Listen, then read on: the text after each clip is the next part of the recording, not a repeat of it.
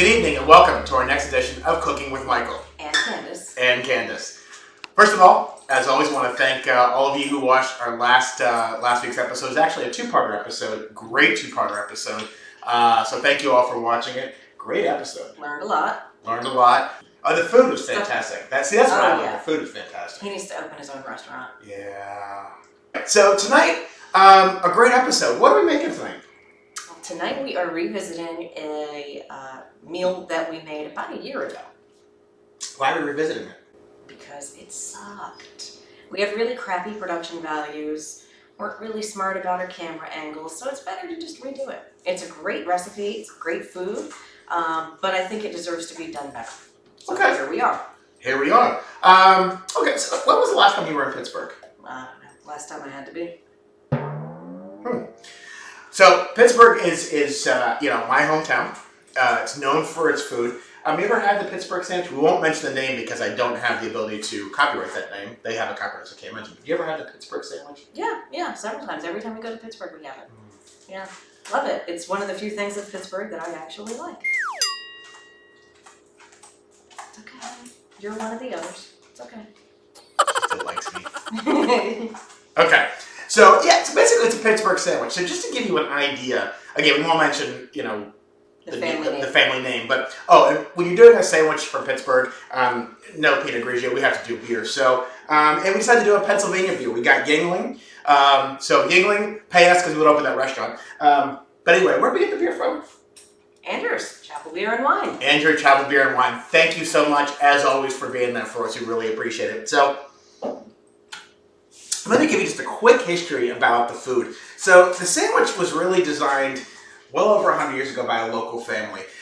There's a bunch of different stories, but this is a story that I was raised on about how this all came about.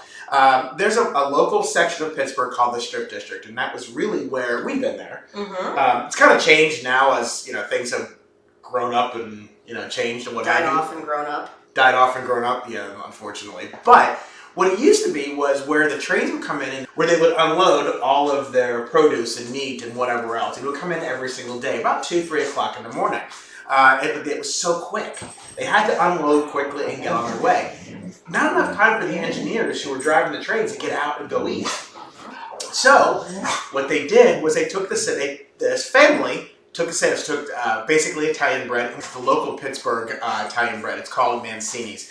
And you really can't get them anywhere else, and it really is just... It's very difficult to find the approximate wherever you are outside of Pittsburgh. And so we basically went to our local grocery store and just got Italian bread. It's not the best, but it'll do.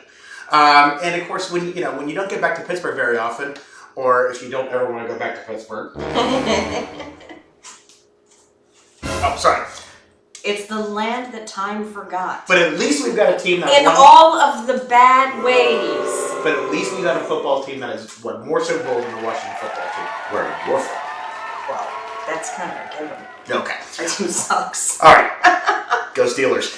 So what they would do is they would take the Mancini's bread and they would take whatever meat they had, a choice of different kind of deli meats, bologna, pastrami, corned beef.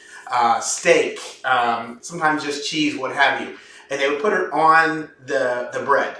And they would put the meat after they cooked it. And then they would put melted cheese on it. They would put coleslaw, tomatoes, and then french fries. Smashed together, rolled in wax paper. Oh, we forgot the wax paper. Yes, we did. But it's okay. Because if you're eating it at home, it's better to wash a plate than to throw out wax paper. Tree hugger! Okay. Yes, well, my children will need a planet to raise their children on. I'll be dead, I don't care. So... Selfish pig. Yeah. Anyway, sorry. So, they roll the wax paper and they would put it in a brown paper bag and they would basically toss it up into the engineer sitting in the engine of the train, and he would drop down however much it was, 75 cents or whatever it was, 100 some years ago for the sandwich. And that was it. 75 cents was a house 100 years ago. Maybe it was a quarter. Either way, they dropped the money down, and that was it. There was there was no plates to give back. The engineer could eat, and then because it was so quick, then the train could move on to the next stop. The sandwiches were already made. Right. They just told them what they wanted. They tossed it up to them. Yeah. May have been the original fast food, actually. Could have been the original. Actually, that's probably true. Maybe we should give them a shout out for the original fast food. No, they're not paying. So anyway, so we don't get back there, so we like to do it here. So that's what we're going to do tonight. It's a real easy dish to make. Real quick. We've already prepped everything. So I'm just going to show you real quick what we did. We've got the Italian bread. I've already got it cut a little bit for you. We've got French fries, which I've already made. Okay. And we got shoestring. And we have cheese. I have to poop. No. Cheese is actually important. Now, it's not like the cheese you've seen Marcus do. It's not this is the bagged grocery store cheese that Marcus, cringes. It's everyman cheese. It's everyman cheese, right. Tomatoes. We did get the vine-ripened beefsteak tomatoes, just because they're a little bigger, a little tastier, that kind of thing. In an effort to get a little flavor in a tomato. Correct. And then, of course, coleslaw. Now, coleslaw. That's your thing. I'm not a big fan of coleslaw. Yeah, coleslaw, well, sometimes it's okay, sometimes it's not. I'm picky. I do not like my coleslaw slimy. I don't like it with a lot of the dressing. I don't like it particularly vinegary. I want to taste more of the cabbage than the dressing. So if you've had coleslaw and you don't like it, you may have just had one of the slimier ones. Try looking for something that's drier and maybe a little less vinegary. Maybe you'll like it. And I'll be honest, we got this at the grocery store. We got that pre-made when you go to the deli counter and you get the stuff they were pre-made for a couple reasons. One, it was quick. Yeah, it's quick, it's easy. It's not that expensive. I mean, you can get coleslaw and then get the dressing and make it yourself and make your own dressing. But this was just quick and easy. But then you end up usually having to buy a larger amount of food. And if you're not going to eat it, then it just goes to waste anyway. Right. So it ends up being approximately the same amount of money anyway, and you waste most of it. So we're going to show you how to make this. Let's put this all together. It's a great sandwich, and it's a great thing because if your date night is not from the Pittsburgh area, they've never had this, you're going to look like a food god. Yeah, this will be very impressive. You might even get dinner may end quickly, and you may have a longer good night.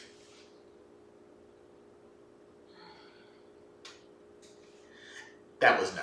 Anyway, so let's get No, it's annoying how men's brains are always focused on sex. All the time.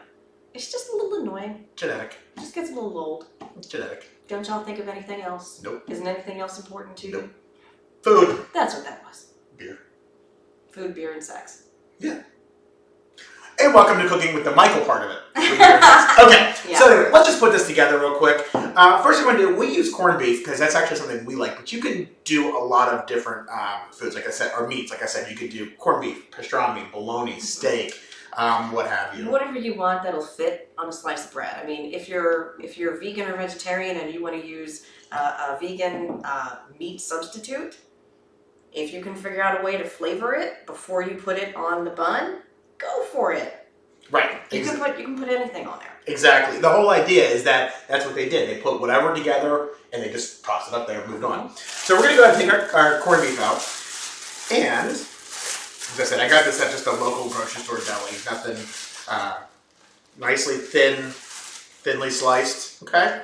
We're going to take several pieces of it. You can see that's actually 2 pieces. So you can see it's actually thin. So we're going to take out basically, a handful, however much you want, and we're going to go ahead and throw it. Now the griddle, it's all done on a griddle, okay? So really, you can do it on a skillet on the oven, on the stove too. Yeah, if you're just cooking it for yourself or one other person. You can do that. I love my griddle. Thank you, Natalie, who's always taking care of this too. But I love my griddle. So basically, I'm just going to take it, and it's already turned on and heat up. Let it sit there. It doesn't take very long to cook. What we're going to do is we're going to cook it on one side, flip it over. When we flip it over, then we're going to take our mozzarella cheese. Put the mozzarella cheese on top, and then I'm going to reach over, and because I don't have, cover or press or anything like that, so just so you know. One of those fancy weights. Right. So if someone's out there, they want to keep sponsoring us and have their name mentioned all the time, give us something to cover that up. But I'm going to use the lid off the pot. Or somebody else wants to chip in and sponsor. Or someone else wants to take the weight off of the one sponsor. Yeah. Andrew, you've done enough. Thank you so much for everything you've done. Andrew, you're awesome. But let that cook. You don't want it to burn. And actually, we're really just heating it up because it's already fit to eat. We're cooking it to make it more palatable.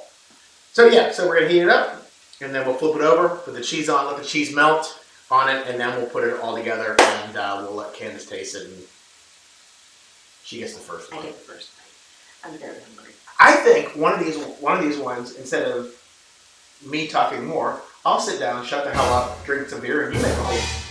I don't think. He says he'll shut the hell up. I don't know how that's gonna happen. I've known this man over 13 years. I didn't know he was able to do that. It may take tape. It may take stitches.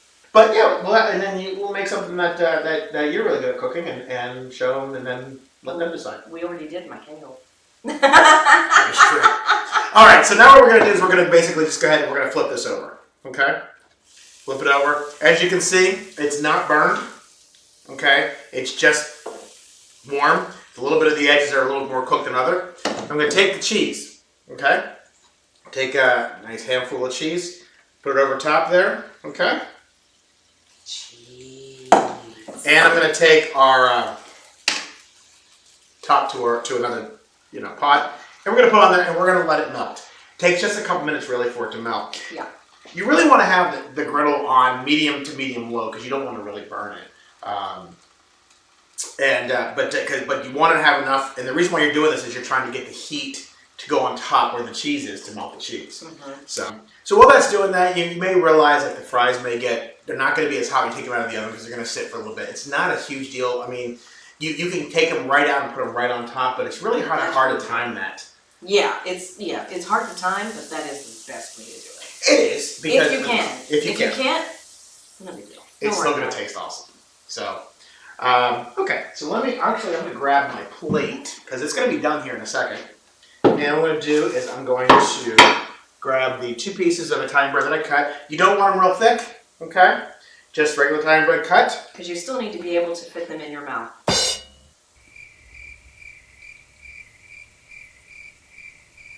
I'm giving you. She's giving me an end, and I just. Oh, we drink my beer. Alright, so as I said, it takes a couple minutes to melt the cheese. You want it. It's not going to melt completely, but it'll melt more as you put it on there and as it, what have you. But try and get it to melt as much as you can. Just needs to melt enough to stick to whatever meat you have or meat substitute, rather than fall everywhere when you pick it up. The other thing is, one of the things that is added in Pittsburgh that we don't do here is a fried egg. Yeah, it's optional, and a lot of people in Pittsburgh will get it. Personally, I've never tried it, actually. I think it's just, I can barely, and here's your in again, I can barely fit the sandwich in my jaw as it is, so I just don't want to add anything else. He's being very good. I'm being very good. Okay. That was very difficult for me. But yeah, I mean, people do that. I'm like you. I'm not a big fan of the whole egg idea, but people do it. It's a big thing in Pittsburgh to add that egg on top of the sandwich. Mm-hmm. But anyway, what we're going to do is we're going to take this off now. You can see the cheese is starting to melt. Okay? And real simple. We're just going to reach over and we're going to put it right on top of the bread. Okay? Then what we're going to do is we're going to reach over. We're going to grab some coleslaw. Just use your hands. Okay? Put some coleslaw on top of it. A lot of coleslaw. A lot of coleslaw there. Take some tomatoes. Already sliced.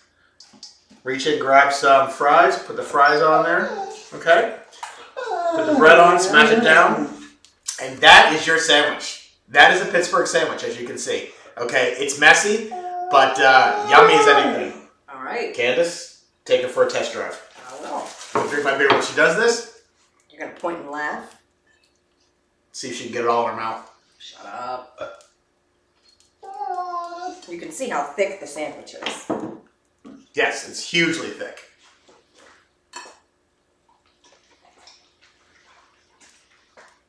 How is it?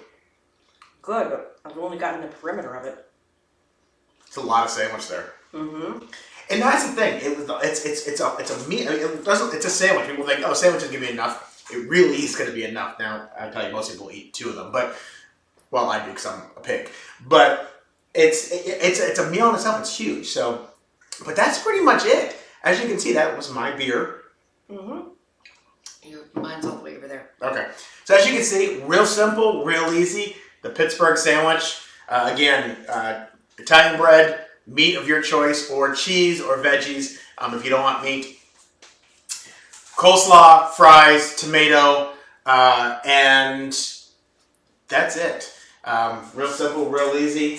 She's still trying to scarf that. She's still trying to scarf that bite down. So make it the prep time takes about 10 minutes. The longest really is the fries cooking in the oven unless you have a deep fryer. Everything else is just slicing up. You can see the cooking takes just a few minutes on each side.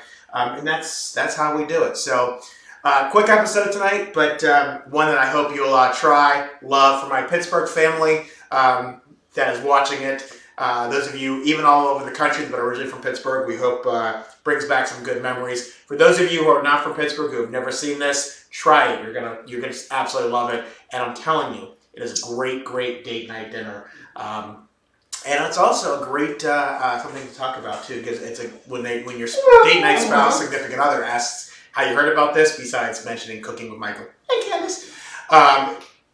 The story. The food itself is a conversation starter. Right. Exactly. So that's it. Candace, as always, so glad you're here. Eventually we'll change it to Candace and Michael, so when the algorithm is up. So thanks for watching. As always, we'll see you next week. New episode every Saturday night, 8 p.m. Cooking with Michael. And Candace. Good night, everyone. Thanks for watching. Good night.